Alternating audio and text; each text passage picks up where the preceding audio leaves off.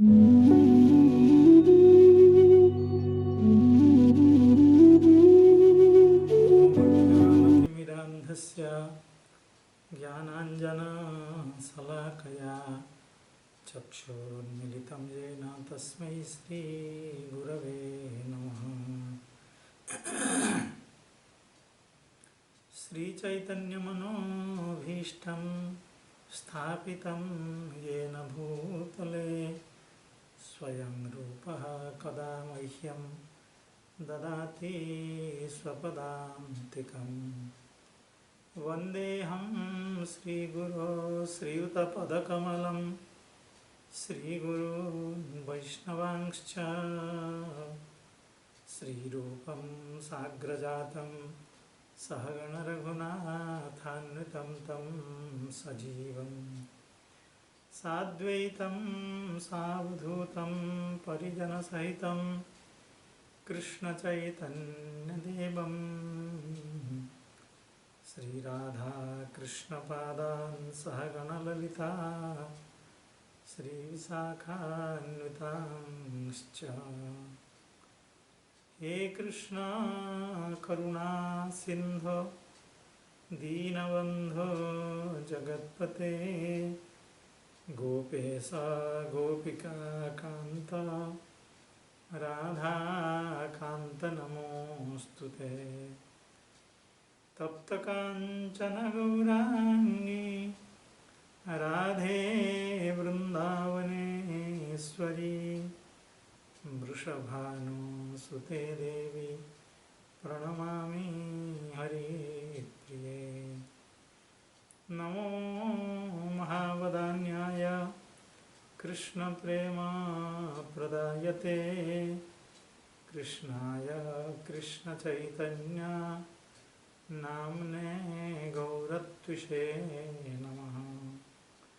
वाञ्छाकल्पतरुभ्यश्च कृपासिन्धुभ्य एव च पतितानां पावनेभ्यो वैष्णवेभ्यो नमो नमः।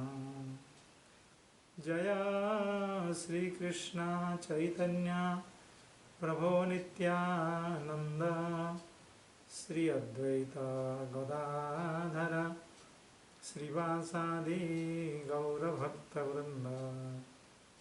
हरे कृष्ण कृष्ण कृष्ण हरे हरे हरे राम राम राम हरे हरे।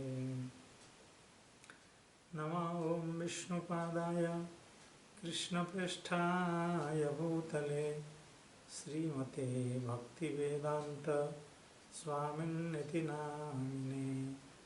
नमः सारस्वते देवे गौरवाणी प्रचारिणे निर्विशेषशून्यवादी पाश्चात्यदेशतारिणे।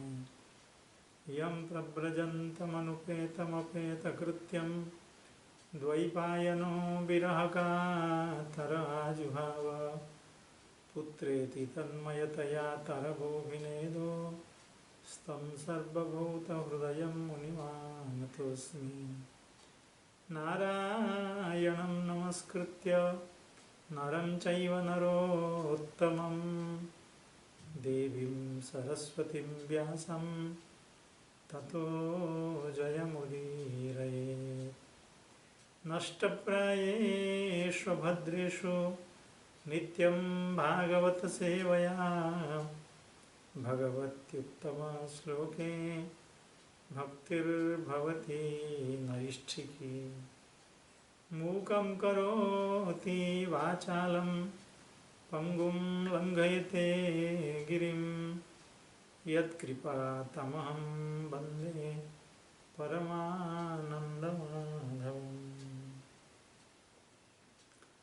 सायंकालीन इस समावेश में उपस्थित समस्त संतजनों, वैष्णवजनों, भक्तजनों, विद्वज्जनों, गुणीजनों, गुरुजनों एवं श्रीमद्भागवत कथा रसपिपासु रसिकजनों के चरणों में पुनः पुनः कृतज्ञता के साथ विनीत प्रणाम निवेदित करता हूँ हम सबके प्रिय आचार्य श्रीपाद हरे कृष्ण प्रभु जी का पूर्ण स्वास्थ्य की कामना एवं समस्त श्रोतृवृंद एवं जितने भी भक्तगण हैं सब स्वस्थ रहें, भगवत भक्ति प्राप्त करें, भगवत प्रेम सभी को प्राप्त हो, हम सबको प्राप्त हो। इसके लिए हम लोग भगवान के चरणारविंद में प्रार्थना करते हैं। हमारे प्रिय मित्र श्री केशव देव जी ने कल जिस प्रसिद्ध पद्य की चर्चा हुई थी उसकी जो जीव स्वयंपाद की व्याख्या है उसको बड़े सुंदर ढंग से सटीक हर बिंदुओं का स्पर्श करते हुए, हर बिंदुओं को उठाते हुए आपने उसके सुंदर ढंग से संक्षेप में उसका विवरण दिया। तो मैं केशव देव जी को आप सबकी ओर से, अपनी ओर से कृतज्ञता एवं धन्यवाद ज्ञापित करना चाहता हूँ। जैसे कि अभी हम श्रवण कर रहे थे कि श्री जीव गोस्वामीपाद इस पद्य का एक दूसरा भी अर्थ बता रहे हैं।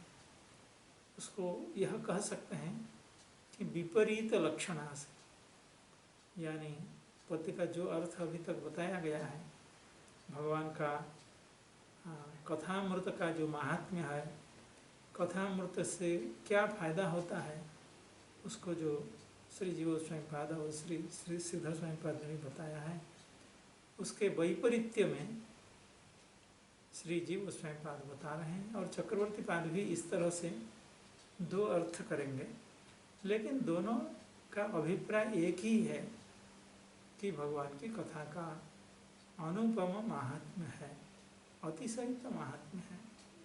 दोनों का अभिप्राय है, चाहे वो सीधे वाच्यार्थ में हो या लक्षणा से हो, जैसे भी हो अभिप्राय एक है।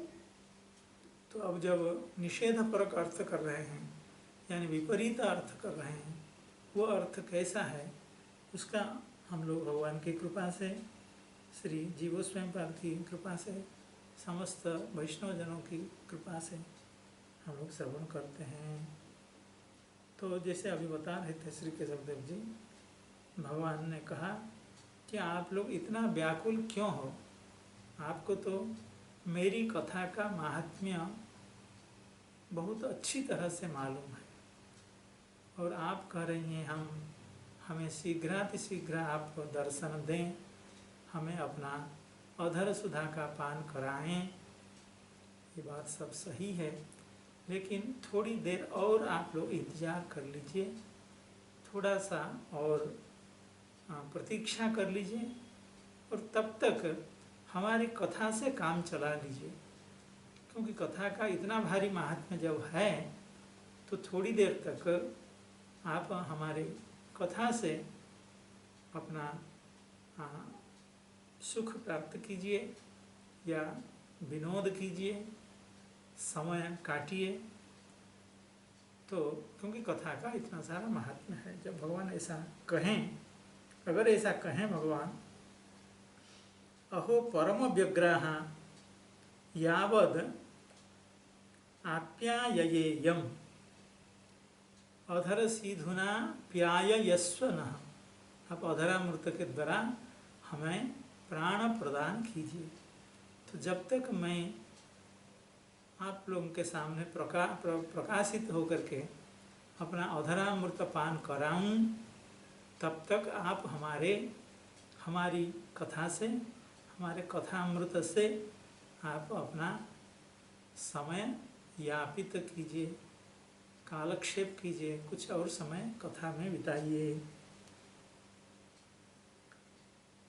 अहो परम व्यग्रा यावत् आप्याययेयम् तावत् क्षणं मिथः मद्वार्तया कालः नीयताम्।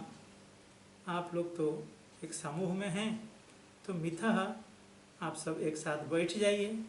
हाँ, आपको कथा का महात्म्य का तो ज्ञान है, बोध है, तो फिर आप सब बैठ करके मेरी कथा शुरू कर दीजिए। इति चेत तत्र सत्रा समाह आहु। श्री जीव गोस्वामी कहते हैं, भगवान का अगर ऐसा संदेश आए तो ऐसा सुन करके गोपियाँ काफ़ी घबरा गई हैं। सत्रासम, त्रास के साथ, यानी बड़े डर गई हैं। कहीं श्री श्याम सुंदर ऐसा न कह दें कि कथा का जब इतना महात्म्य है तो कथा से काम चला लीजिए, कथा से आप अपने मन प्राण को सुख प्रदान कीजिए। ऐसा सुन करके गोपियाँ करें सत्रासम। क्या कहती हैं? तव कथामृतं तप्त जीवनं कविभिरीडितं कल्मषापहं श्रवणमंगलं श्रीमदाततं भुवि गृह्णन्ति ते भूरिदा जना। हे श्याम सुंदर, आपकी कथा तो मृत है, यानी आपकी कथा से तो मरण अवश्यम भावी है। कहाँ तो आपकी कथा अमृत जैसा है और कहाँ दूसरा अर्थ है तब कथा मृतम है, यानी कथैव मृतम यानी मृति ही, यानी कथैव मारयति। आपकी कथा तो मृत है यानी मृति है, यानी मरण है, यानी उस कथा से मरण अवश्यम भावी है। गोपियाँ प्रयास करती हैं कि भगवान को भूल जाएं। किसी गोपी से किसी ने कहा कि आप भगवान को कब याद करती हैं, कितनी देर तक भगवान को याद करती हैं? तो गोपियों का कहना है कि याद करने का क्या प्रश्न है, हम भगवान को भुलाना चाहते हैं, भगवान को भुला नहीं पाती हैं। भगवान को क्यों भुलाना चाहती हैं? क्योंकि भगवान निरंतर हमारे चित्त आकाश में जब प्रकाशित होते हैं तो हमें ना नींद आती है, ना चैन है, न कोई दूसरी चिंता है। इसलिए हम थोड़ी देर विश्राम के लिए भगवान को भुलाना चाहते हैं। वह संभव नहीं है, क्योंकि और फिर उस भगवान को कथा के माध्यम से अगर उन भगवान को और कुरेदा जाए चित्त के अंदर, उन भगवान को और प्रकाशित करने का प्रयास किया जाए तो मरण तो अवश्य है। तब कथा मृतम, आपकी कथा से तो मृत्यु है, यानी आपकी कथा मारयति, कहाँ हमें जीने देती है आपकी कथा। कुतः तप्त जीवनम, यानी तप्तम जीवनम यस्मात्, आपकी कथा से तो हमारा जीवन तप्त हो चुका है, छिन्न भिन्न हो चुका है, संतप्त हो चुका है, हमारा जीवन तो बर्बाद हो चुका है। तप्तम जीवनम यस्मात्, जिसके चलते, जिस कथा के, जिस कथामृत के चलते जीवन तप्त है। तप्त जीवनम, तप्तम जीवनम यस्मात्। और तप्ते तैलादौ जलम इव इति श्लेषः। एक दूसरी बात यह है कि आपकी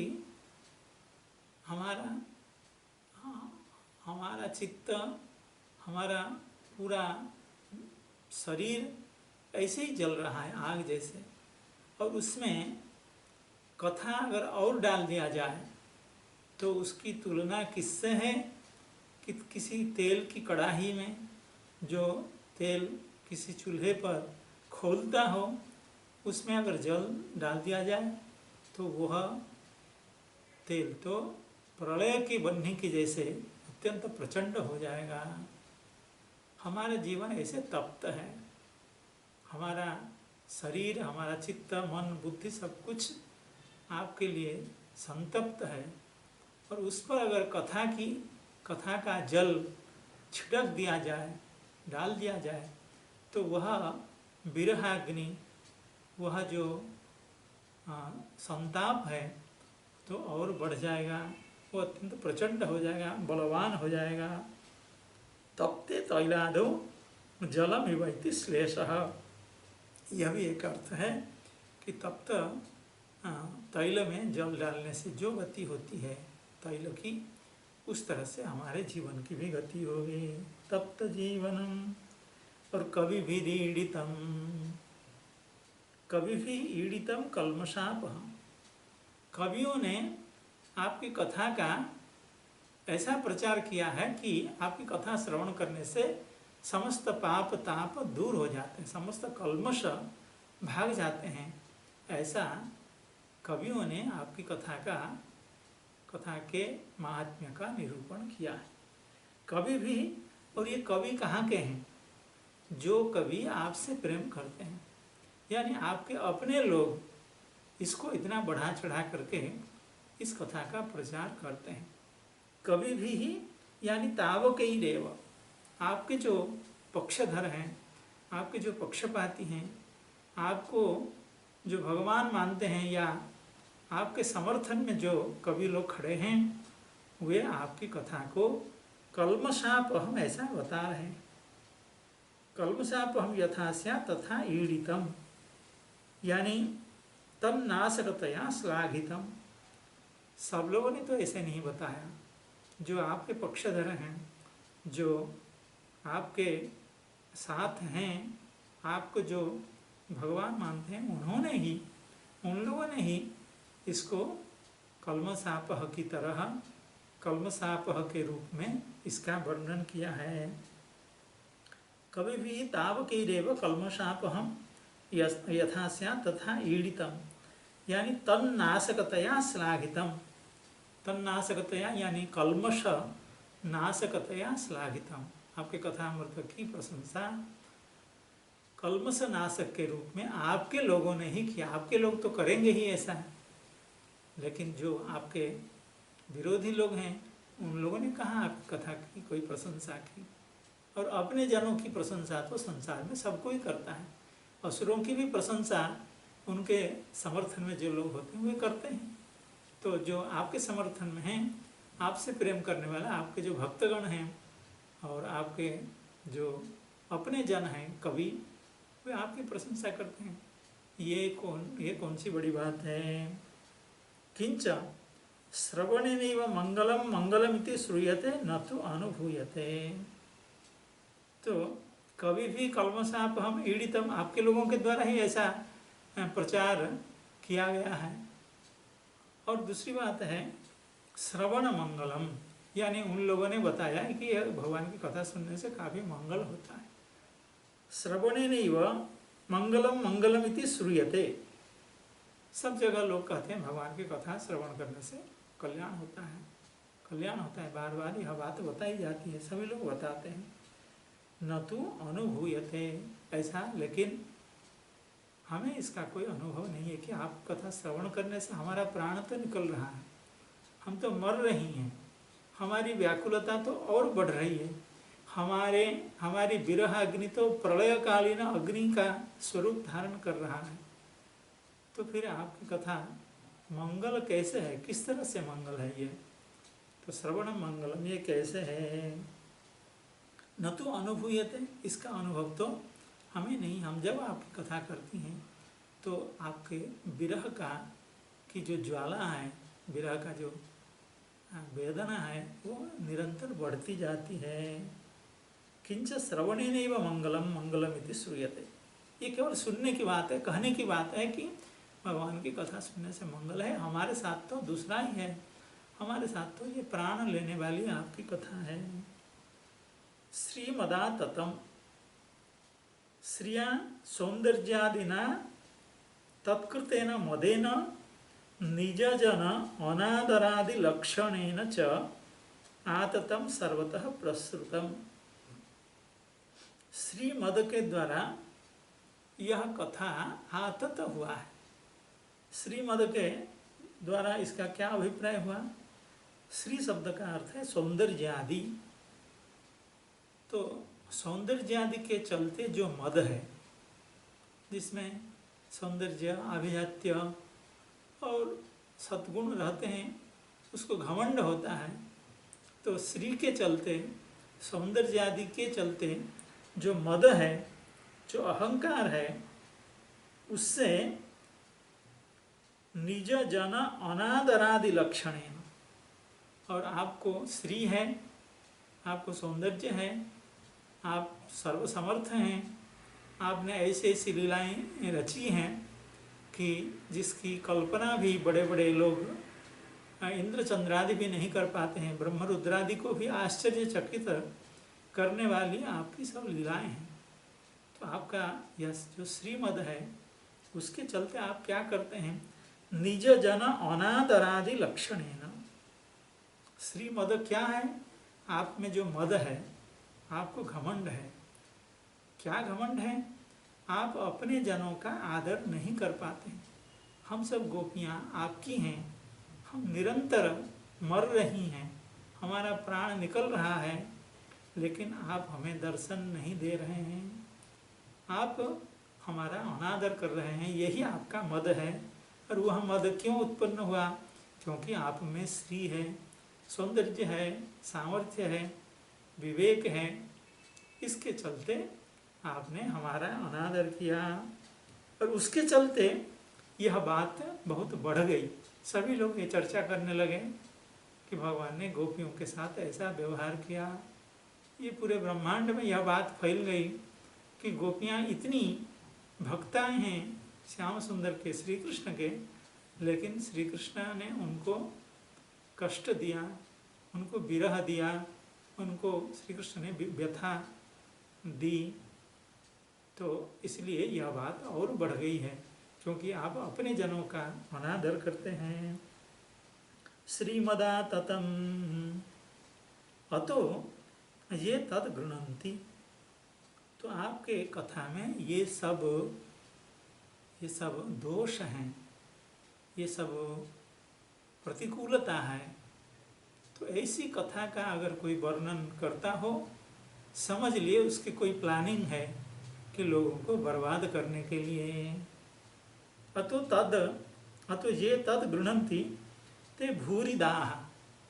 भूरिदा शब्द का अर्थ है महाप्राणघातका। भूरि यानी अतिशयन, द्यंती यानी नाशयंती, कहेंगे अभी जीव स्वयं। तो वे लोग भूरिद हैं, यानी ये सब हत्यारे हैं, महाप्राणघातका, जबरदस्त हत्यारे हैं। ये बड़े बड़े हत्यारे हैं जो भगवान की कथा का प्रचार करते हैं, भगवान की कथा को कहते हैं। अतो जे तद गृणंती ते भूरिदा यानी महाप्राणघातका इत्यर्थ। श्री जीव स्वयं इस तरह की कथा कह करके कहते हैं ऐसा परमार्थ्युक्तिरेव। गोपियाँ इतना व्याकुल हैं, भगवान के विरह से इतना अस्त व्यस्त हैं, इनके आहत हैं इतना, बड़ी आरती के कारण, यानी उनके चित्त की जो अतिशय व्यथा है उसके चलते उनके मुँह से भगवान की कथा का यह जो दोष है वह प्रकाशित हो जाता है। वस्तुतः ऐसी बात नहीं है, लेकिन जब व्यक्ति अपने जनों से आहत होता है तो फिर उसके मुँह से इस तरह की बात निकल जाती है। ऐसा परम आरती के कारण, परम दुर्दशा के कारण यह उक्ति गोपियों की है।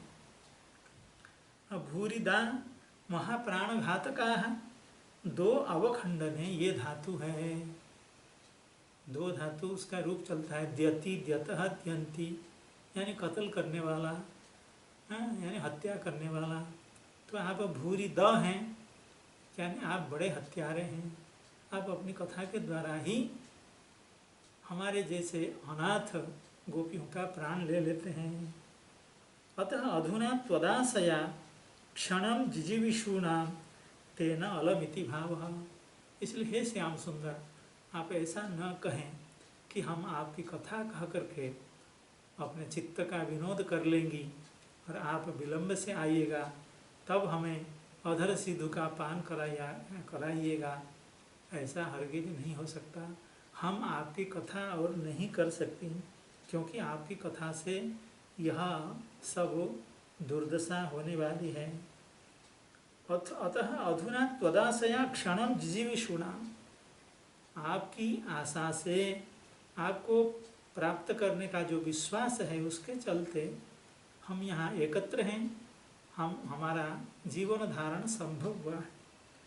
लेकिन अगर हम आपकी कथा फिर से शुरू कर देंगी तो हमारा प्राण तो निकल जाएगा। अतो अधुना त्वदाशया क्षणम जिजीविषुणाम, आपकी आशा से हम थोड़ी देर और जीवित रहना चाहती हैं, इसलिए हमें उस कथा की कोई आवश्यकता नहीं है। यह विपरीत लक्षण है। और श्री चक्रवर्ती पाद भी इसी तरह के अर्थ को थोड़ा सा और सुबोध ढंग से बताएंगे, इसको भी हम लोग श्रवण करेंगे।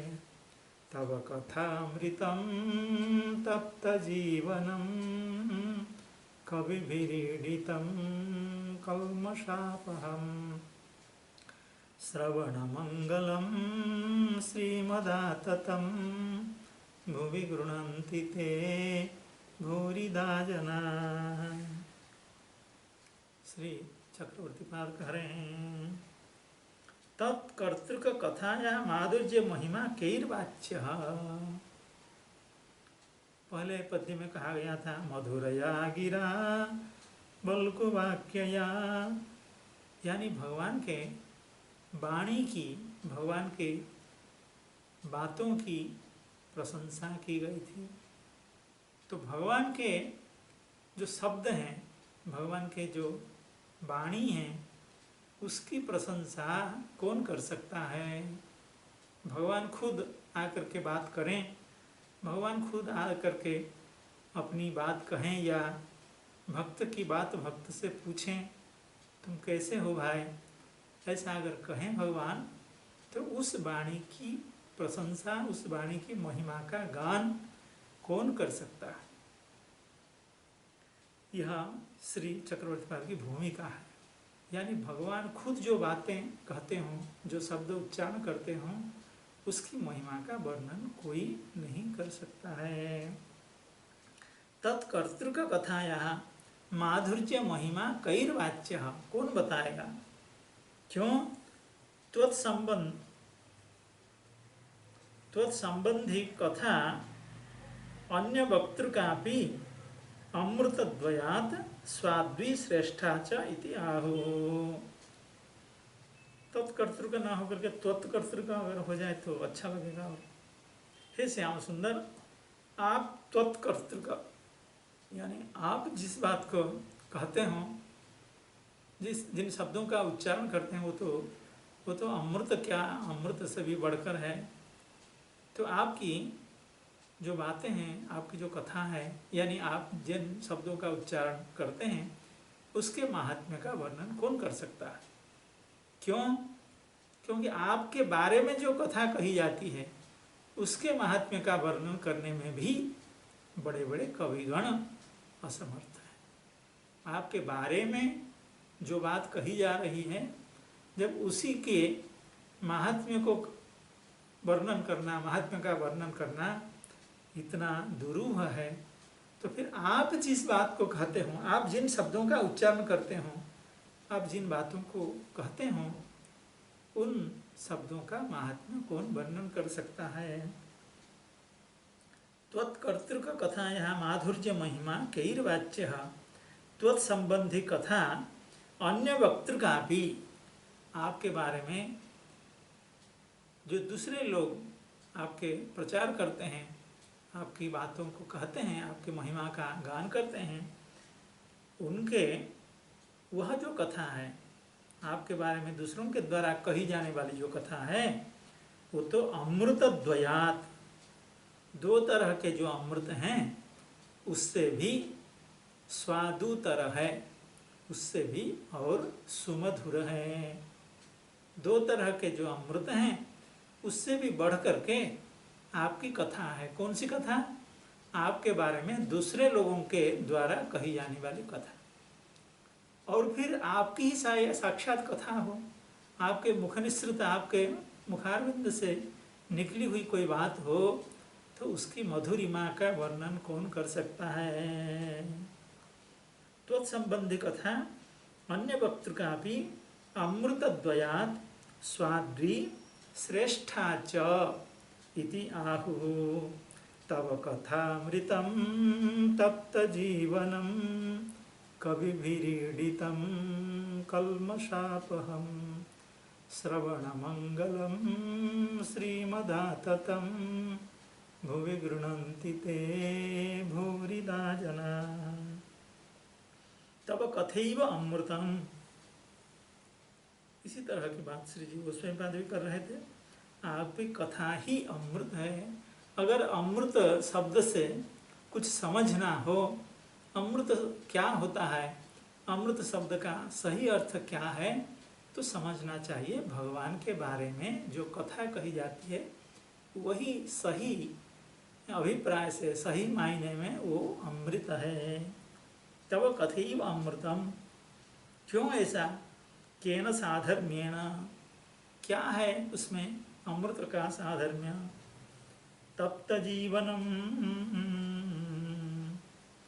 तप्तान महारोगादि संतप्तान, जो बड़े बड़े रोग, जो दुरारोग्य रोग हैं, क्षत्रिय परक्षेत्र चिकित्सा, भगवान पाणिनि का सूत्र है।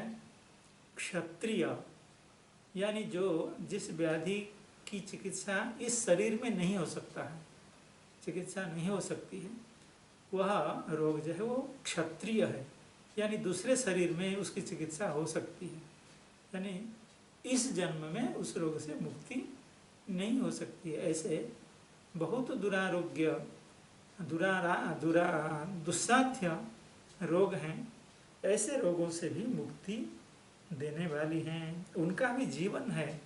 तप्तान महारोगादि संतप्तान, और संसार संतप्तांश्च, चाहे शरीर में कोई रोग ना हो लेकिन संसार के व्यवहार से, संसार के उपस्थिति से ही चित्त निरंतर अगर जलता हो तो वह संसार रोग है, संसार तप्त हैं वह व्यक्ति, उनको भी प्राण देने वाले, चाहे दुरारोग्य कोई रोग हो या संसार का जो भवरोग हो, उसको वो उस रोग से जो ग्रस्त है उसको भी प्राण देने वाली आपकी कथा है।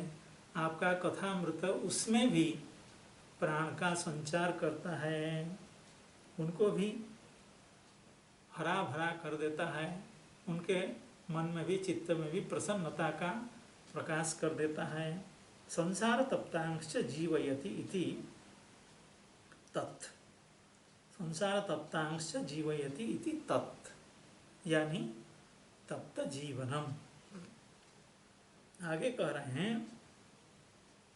त्वद विरह तप्तांश जीवयति इति। एक तो महारोगादि संतप्त, दूसरे संसार से संतप्त, और तीसरे आपके विरह से जो जल रहे हैं, हमारे जैसे अनाथ गोपियाँ जो आपके विरह से निष्प्राण होने जा रही हैं, जिनका प्राणांत होने जा रहा है। त्वद विरह तप्तांश जीव, सबको, सबके हृदय में, सबके शरीर में, सबकी चेतना में प्राण संचार करने वाली है आपकी कथा, आपका कथामृत। जीवयति इति स्वर्गीयात् मोक्ष रूपाच्च अमृतात् आधिक्यम च। यह जो दो तरह के अमृत की बात कही गई थी आरंभ में, वह अमृत एक तो स्वर्गीय है, यानी देवताओं ने बड़ी मेहनत के बाद भगवान के शरण में जा कर के, भगवान से प्रार्थना करके असुरों से जिस अमृत को प्राप्त किया था वह तो स्वर्गीय अमृत है, वो एक अमृत है। और मोक्ष रूपाच्च अमृतात्, त्यागे नैके अमृतत्व मानसु, अमृतत्व यानी मोक्ष, अमृत शब्द का एक अर्थ मोक्ष भी है। तो ये दो तरह के जो अमृत हैं, स्वर्गीय अमृत और संसार बंधन से मुक्ति रूपी यानी मोक्ष रूपी जो अमृत है, उससे यह आपका जो कथामृत है वो उससे कहीं बढ़ कर के है, उसकी महिमा कहीं अधिक है, उससे उसकी महिमा अत्यधिक है। कवि भी ईडितम, कवियों ने इसकी प्रशंसा की है, कवियों ने इसका निरूपण किया है कि भगवान की कथा रूपी जो अमृत है वो स्वर्गीय अमृत से भी बढ़ करके है और मोक्ष रूपी जो अमृत है उससे भी बढ़ करके है। किन कवियों ने किया? ध्रुव प्रहलाद आदि भी, जीव उसमें बात कर रहे थे, ब्रह्म रुद्र सनकादि और चक्रवर्ती बात करते हैं ध्रुव प्रहलाद आदि, जो भगवान के परम भक्त हैं, जो बालक भक्त हैं। उस समय उनको भगवान के भक्ति का महात्म्य का बोध इतना अधिक हो गया था, इतनी निष्ठा भगवान में, तो उनके द्वारा ऐसे जो कवि हैं उनके द्वारा यह आपकी जो कथामृत है वो ईड़ित है, यानी प्रशंसित है, स्तुत है, इसकी प्रशंसा की गई है। कैसे? अब चक्रवर्ती पास श्री ध्रुव महाराज जी की जो स्तुति है उस स्तुति से एक स्तुति को निकाल के देते हैं। या निर्वृतिस्तनुभृतां तव पादपद्म ध्यानात् भवज्जनकथा श्रवणेन वा स्यात् सा ब्रह्मणि स्वमहिमन्यपि नाथमाभो किन्त्वन्तकासि लुलितात् पततां विमानात्। या निर्वृतिस्तनुभृतां तव पादपद्म ध्यानात् भवज्जनकथा श्रवणेन वा स्यात् सा ब्रह्मणि स्वमहिमन्यपि नाथमाभो किन्त्वन्तकासि लुलितात् पततां विमानात्। कहते हैं इत्यादि पदैः ईडितम, इन शब्दों से, इन स्तुतियों से ध्रुव प्रहलाद आदियों ने, कवियों ने आपके कथामृत की प्रशंसा की है कि आपकी कथामृत तो स्वर्गीय अमृत से एवं मोक्ष रूपी जो अमृत है, अमृत पदवी है, अमृतत्व है, उससे भी बढ़ करके है। अन्यद अमृत द्वयम, अर्थात अमृत द्वयात स्वादि, या जो आरंभ में श्री चक्रवर्ती पाद ने प्रतिज्ञा की थी कि दोनों अमृतों से बढ़ करके आपका कथामृत है। तो अन्यद अमृत द्वयम क्या है? एक तो अमृत हुआ या निर्वृतिस्तनुभृतां तव पादपद्म ध्यानात् भवज्जन कथा श्रवणेन वा स्यात्, यानी इस पद्य के पूर्वार्ध में या निर्वृतिस्तनुभृतां तव पादपद्म ध्यानात् भवज्जन कथा श्रवणेन वा स्यात्, यह पूर्वार्ध है। इसमें भगवान के चरण कमल की प्राप्ति यानी भगवत भक्ति रूपी जो अमृत है उसकी चर्चा है।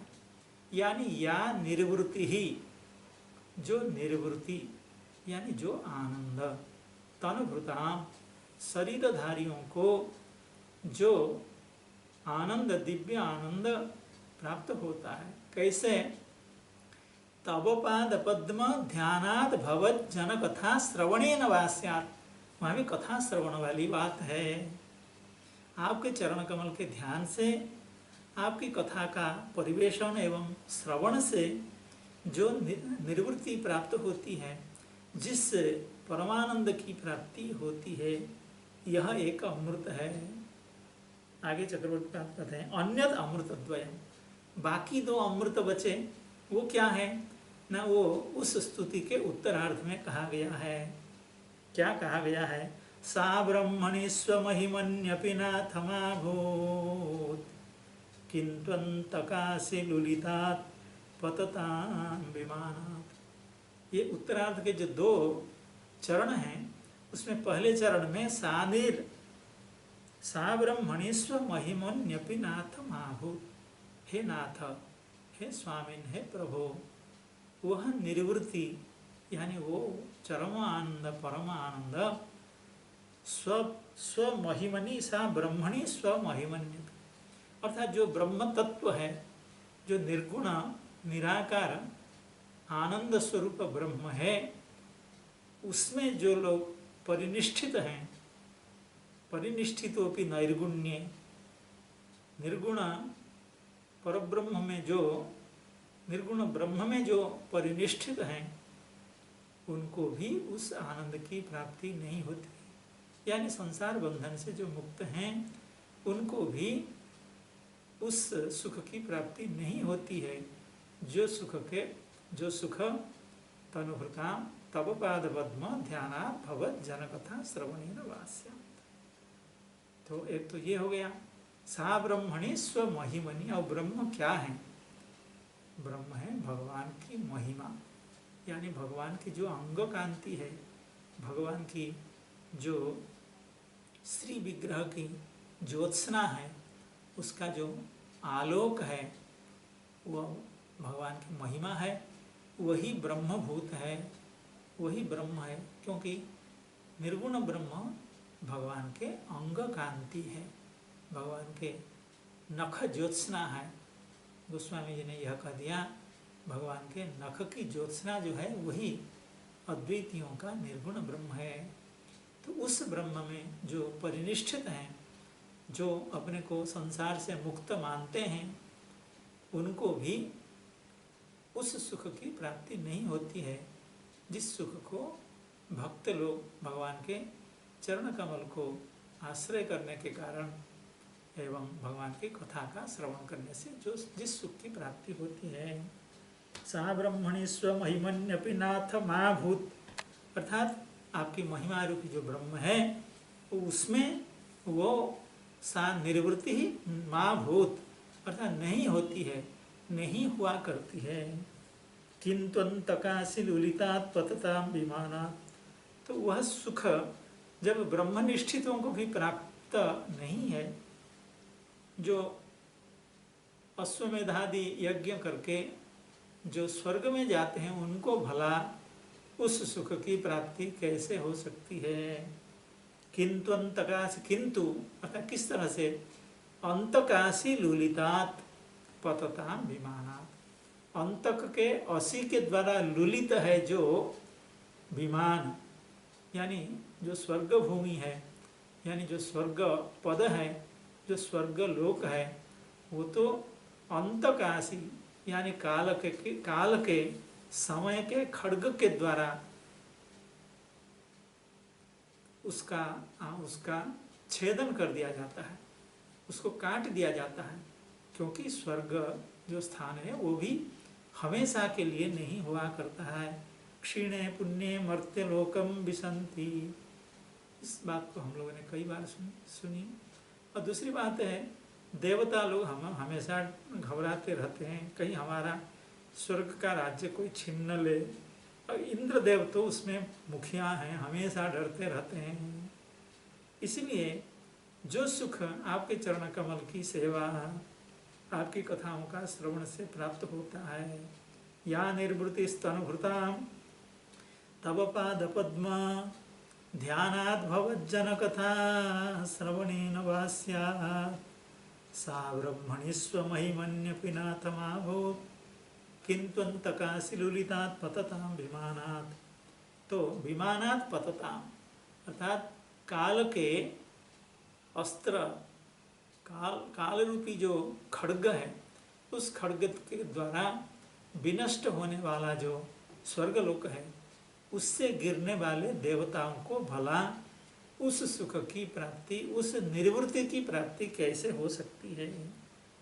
इसलिए जो अमृत द्वय है उससे बढ़ करके आपका जो कथा अमृत है वो है। किंत्वन्तकासि लुलितात् पततां विमानात् इत्यादि उक्तिभिः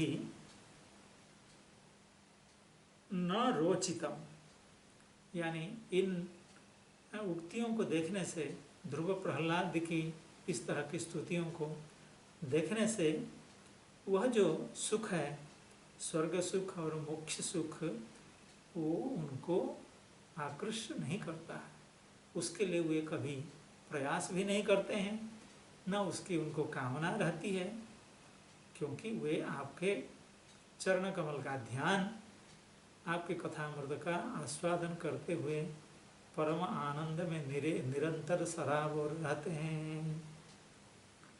न रोचितम तव कथामृतं तप्त जीवनं कविभिरीडितं कल्मषापहम् कल्मषापहम् कल्मषाणि प्रारब्धपर्यन्तानि पापानि अपहन्ति। यानी जो पाप हैं, क्रियमाण पाप हैं और जो संचित पाप हैं, उनका विनाश तो दूसरे तरह से भी हो जाता है। यानी ब्रह्म ज्ञान से भी संचित पाप का विनाश हो जाता है और क्रियमाण पाप का भी विनाश हो जाता है। लेकिन प्रारब्ध पाप के बारे में बताया जाता है कि प्रारब्ध पाप का भोग न होने तक वह प्रारब्ध पाप बना रहता है। यानी वो भोग दे करके ही, यानी वह जीव को दुख का भोग करा करके ही प्रारब्ध जो पाप है वो निवृत्त होता है। लेकिन चक्रवर्ती पाप कह रहे हैं, लेकिन आपका जो कथामृत है वो कल्मषाप है। यानी प्रारब्ध तक भी पाप, जो पाप और किसी दूसरे साधन से नष्ट नहीं होते हैं, वे तो आपके कथामृत के निरंतर आस्वादन से समाप्त हो जाते हैं। इसलिए प्रारब्ध पर्यंत जो पाप है, प्रारब्ध पर्यंत पाप रूपी जो कल्मष है, उस कल्मष का अपहंती, उसका विनाश करने वाला है आपका कथामृत। स्वर्गीयम अमृतम तु तानि न हंति। आपके कथामृत में वह सामर्थ्य है, वह अनायास प्रारब्ध पर्यंत पाप का विनाश कर देता है। और जो स्वर्गीय अमृत है उसकी क्या खूबी है, तो वो क्या करता है, स्वर्गीयम अमृतम तो तानि न हंति। प्रारब्ध को नष्ट कराने में, प्रारब्ध का विनाश करा पाने में, या संचित पाप का भी विनाश करा पाने में, यहाँ तक कि क्रियमाण पाप का भी विनाश करा पाने में स्वर्गीय अमृत का सामर्थ्य नहीं है। इसलिए यह अमृत तो आपके कथामृत की तुलना में अत्यंत तुच्छ है। बल्कि यह और बिगाड़ देता है। स्वर्गीय अमृत क्या करता है, कामादि वर्धकत्वात्, स्वर्गीय अमृत पान करने से विषय भोग की लिप्सा और बढ़ जाती है। प्रत्युत तानि उत्पादयत्येव, उसको बढ़ाता है। यानी पाप को बढ़ाता है, विषय वासना को बढ़ाता है और अपकर्म करने में भी प्रवृत्त कराता है। अहंकार के कारण मैं तो अमर हो गया हूँ अमृत पान करके। इसलिए हे प्रभु, आपका जो कथामृत है वो दोनों अमृत से बढ़ करके है। और चक्रवर्ती पाद की व्याख्या कुछ अवशिष्ट है। समय की सीमा को देखते हुए मैं अपनी वाणी को विराम देता हूँ। आप सबके चरणों में पुनः पुनः प्रणाम निवेदन करता हूँ। और हमारे काली प्रसाद जी से निवेदन है कि भगवान का नाम